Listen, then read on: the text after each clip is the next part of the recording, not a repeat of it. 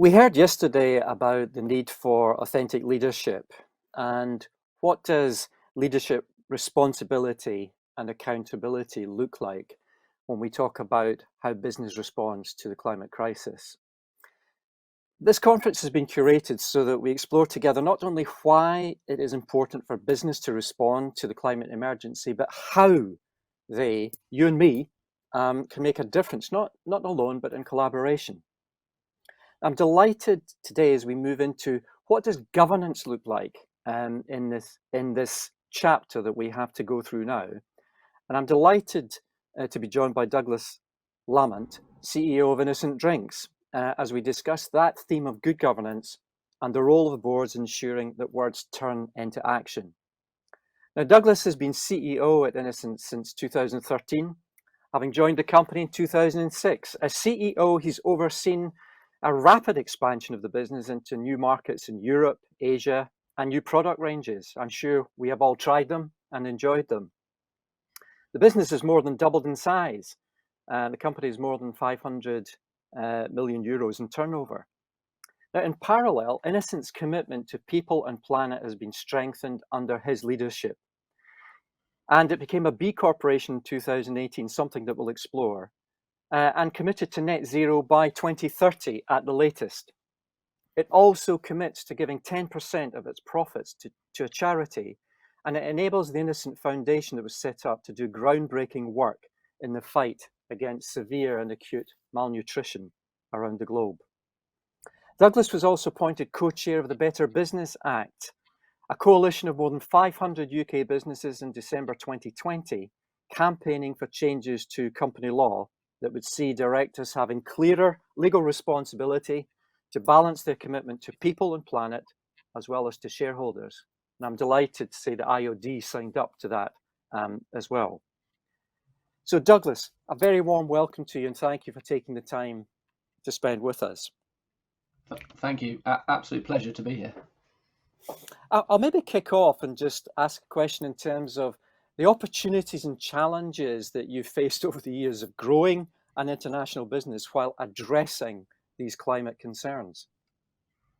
So, in any context, business is challenging and all the different priorities that you have. But I think in the sort of context that we have now, how sustainability and social justice and other elements come into the leadership and into the boardroom is critically important. I think as Innocent, we were incredibly lucky that the founders had a very clear vision, over 20 years ago, and set out a sort of purpose, vision, and values for the business that ultimately was our governance. And I still today describe our purpose, vision, and values as my job description. And so whilst then how you manage all those different sort of conflicts that exist within a business about what you focus on or what priorities you have, having that, if you like, North Star of our purpose, vision, and values has really helped manage through that. And as you get to these difficult decision points, using that to really help and guide your decision making, I think has been really powerful at Innocent. So,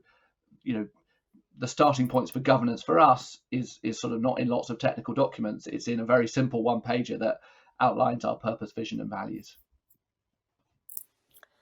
And I'm interested also just in the history here as well, Douglas, because you've been on board since 2006. I mean, Innocent Drinks has grown from that start of being a small and quirky startup to a major international brand, but it's also owned now wholly by Coca-Cola. Have you noticed any distinct difference, or have you been able to continue to drive that journey independently as if Innocent was an independent company as opposed to a subsidiary? So I think, I mean,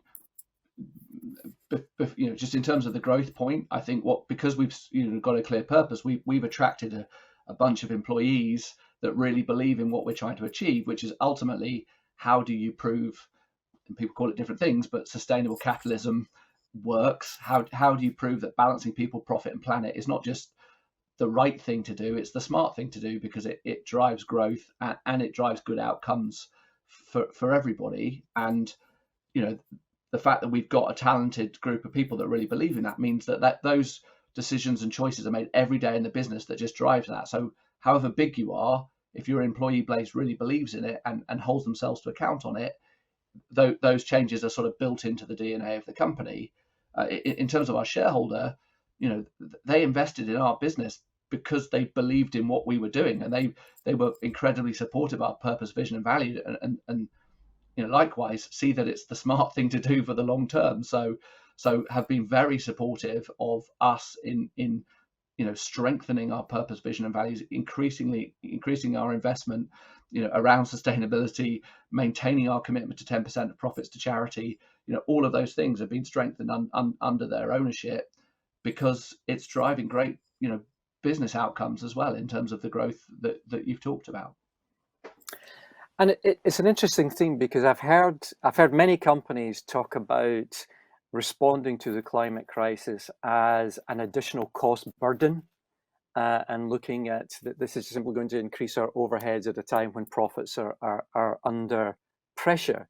But you seem to have taken the opposite view of that this is something to seize, and something where you could effectively increase and create a sustainable business model for the future. Maybe talk a little bit about that kind of stress and strain. Yeah, so I notice in the headlines for this, people sometimes talk about it as a paradox of how do you do both. I just don't see it like that at all. I think I see it as a new paradigm. It's not just Innocent and a few interesting companies that are going to work like this.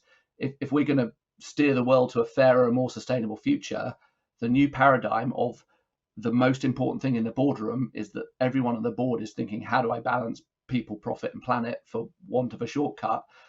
It is going to be, the governance that we all require over the next sort of 10 to 15 years. And again, partly because it's built into the way that we've always done things, it's just, we see it as positives. I think there's a really good example. We're building, just about to launch our, a big production facility in Rotterdam, which, we've designed to be the world's most sustainable factory. And whilst we went through that business case, we were looking at every single opportunity to make sure that it was net zero, to make sure that we were reducing water waste, we were reducing all forms of waste from the site, so that we could bring down the costs. Now, yes, that had more capital investment up front to achieve that, but the interesting thing is it materially improved the business case, because all the things that you were saving were quite near-term benefits. If you're reducing your energy by over 50%, those benefits are coming from day one, and so the capital return on those is higher. So I flip it on its head and say, I've got a better business case because I've gone into this with a sustainability mindset than I would have done if I'd sort of followed how it was done in the past. And I think that there are loads of opportunities, and I think most companies have obviously clocked that there's a lot of low-hanging fruit in terms of reduce, that saves you costs. The next step of, right, how do you start to take out more structural things, is where it gets harder. But for us, a combination of investing in breakthrough projects, half of which don't work, and some of which do. Right now, again, we're commissioning electric trucks that pull 50 tons, and no one in the world has done that, but we're trying, and we'll see.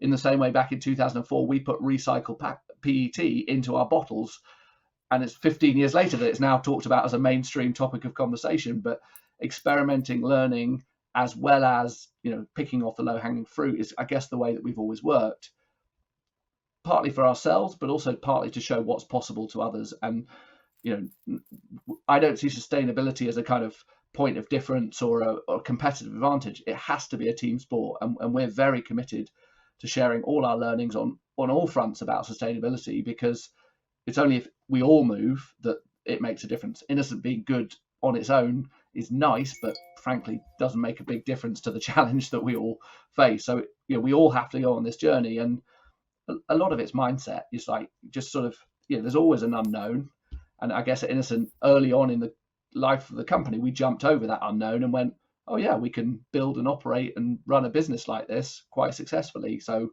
let's do that. And I suppose it was maybe a natural progression, as you continue to look at that, to look at becoming a B corporation as well.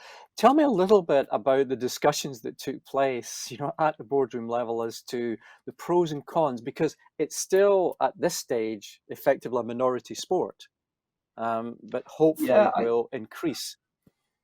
I think what you know what we wanted was, obviously we'd built this reputation as and we're called innocent. So you by day one where put yourself on a pedestal, and whilst people had this kind of vague understanding of, oh, good, we kind of wanted to prove it, and when we looked around at, like, what's the standard that looks at all aspects of the company. We talk at Innocent about being good all round.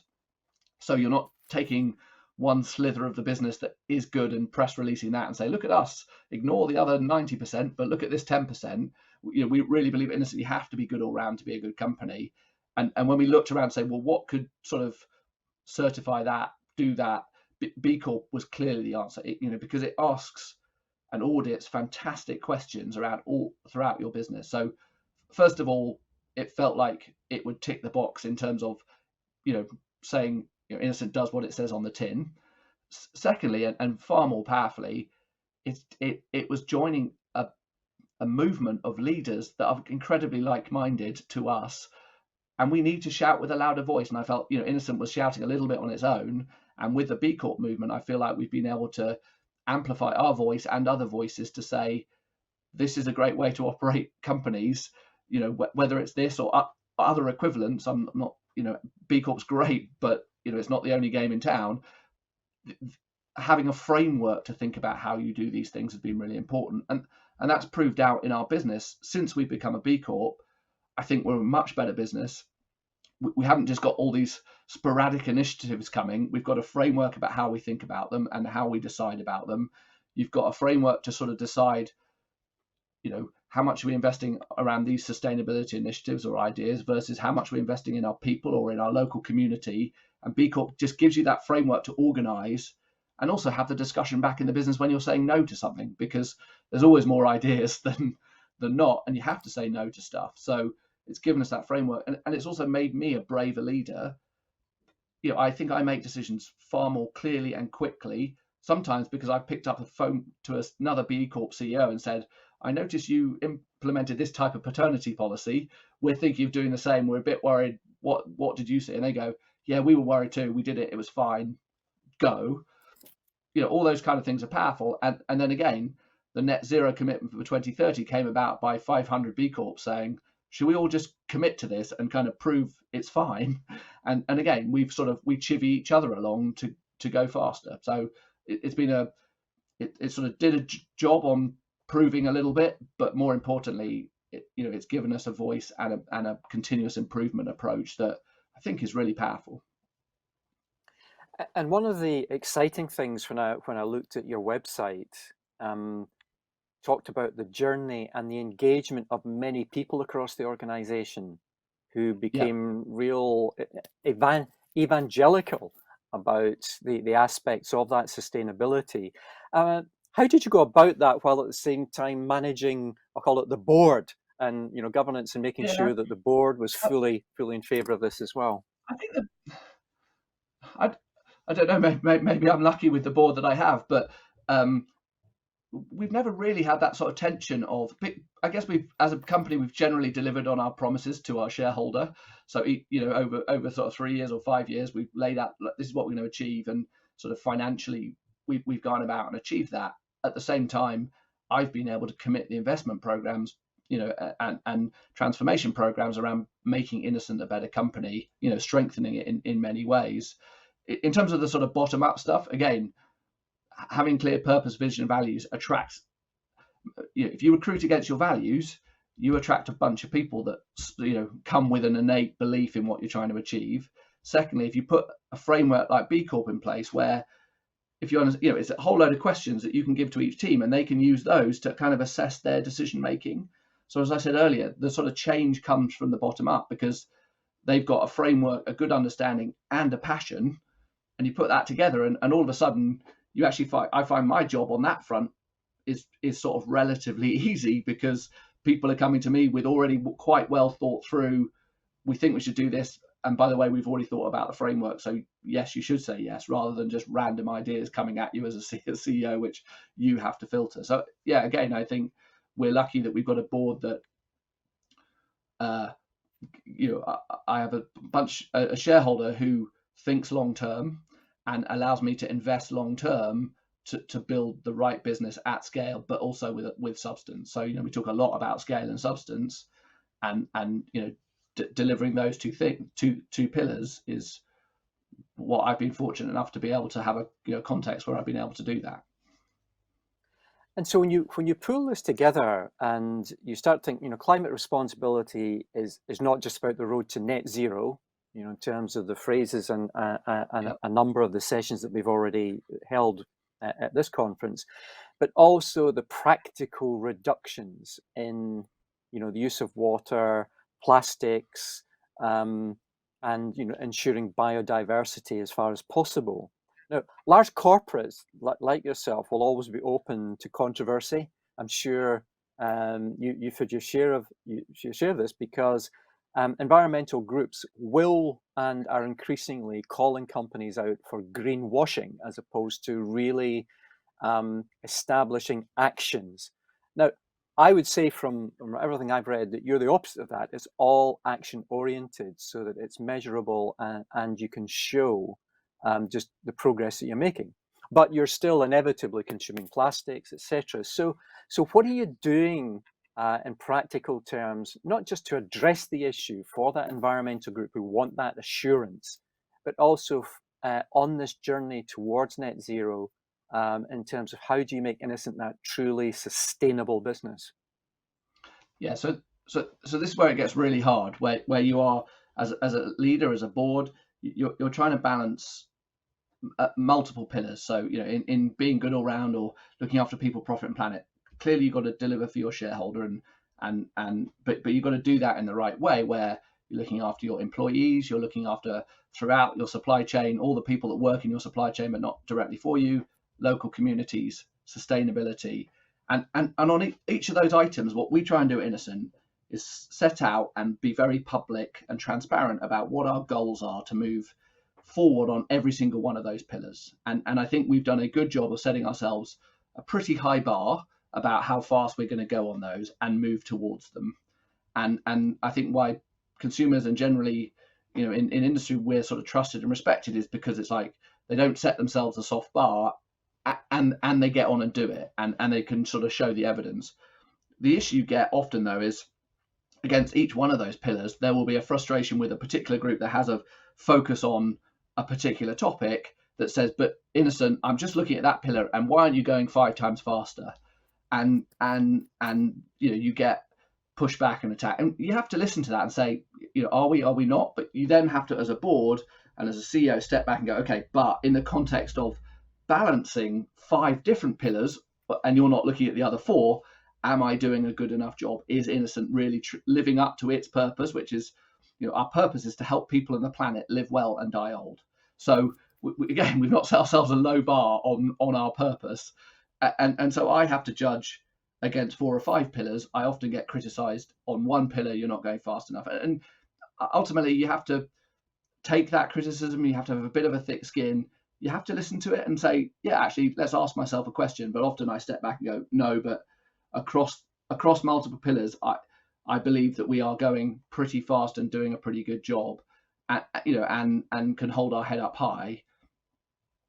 Everybody can disagree with different elements of each choice you make, for sure, and that's going to be today's world. And if you really are being cute and just putting out press releases, for sure you're going to lose the general perception and public confidence very quickly, because the days of well scripted press releases to look good are gone, because people are really paying attention to the detail, not just environmental groups or people that have got a particular focus.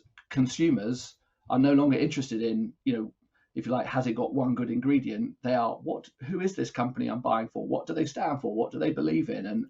And that, I think, when we look back in 20 years, will be the biggest transformation, that the consumer perception and requirement of companies is only going one way. So you better be on that escalator quick, because otherwise you'll wake up and realize the consumers have moved to other brands and companies that have organized themselves at a boardroom level and at an execution level differently than the past. And that could only be good, right? Because we do have many crises in front of us that need solving and need collective action and movement.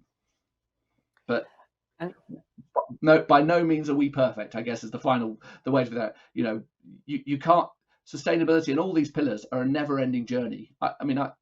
I'm frustrated how slow some of these things move. So you can never say, oh, we're great there, let's stop there. It's constant. What comes next? How do you improve more? And if you've got that mindset, I think you're in a good place. This theme of transparency and authenticity is clearly at the core of everything that you're doing as well. You mentioned at the beginning you're making your biggest investment to date, which is your new production plant in Rotterdam. Tell us a little bit about that, and again, the thinking around that in terms of how do I create this truly sustainable and net zero plant. Yeah, so again, just for background, up to this point, we've broadly outsourced the sort of bottling of our products. We've always sourced all our ingredients and had control of this kind of supply chain and fruit sourcing, but we've outsourced the bottling plant. We've reached the scale and the point where actually it started with an environmental footprint issue that too many of our partners were too away from each other and away from Rotterdam, where all our fruit arrives. And so we basically got to the point where we could massively, as part of our 2030 commitments, we could massively reduce our carbon footprint by having a site located correctly in Rotterdam, so the fruit can come off the water straight into the bottling site, blended, bottled, and straight out to manufacturers.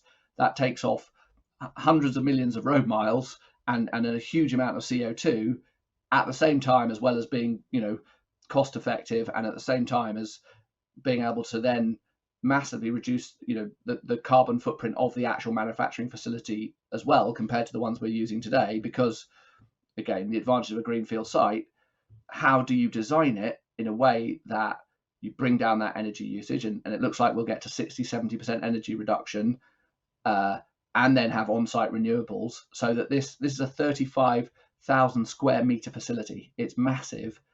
A lot of the time we'll run off grid, and it's got a chilled warehouse in it, and it's got heat pasteurization in it, and we can do that by the way that we've thought about it. And that's mindset going into it, and some investment, as I talked about earlier, in terms of capital up front, but that improves the business case. And then having done that, we're already getting loads of people saying, what have you done? How have you done it? What can we learn? And we're like, great, here's the book. And after 6 months of running, when we work out what hasn't worked as well, because I'm sure it won't all work, we'll share that too, because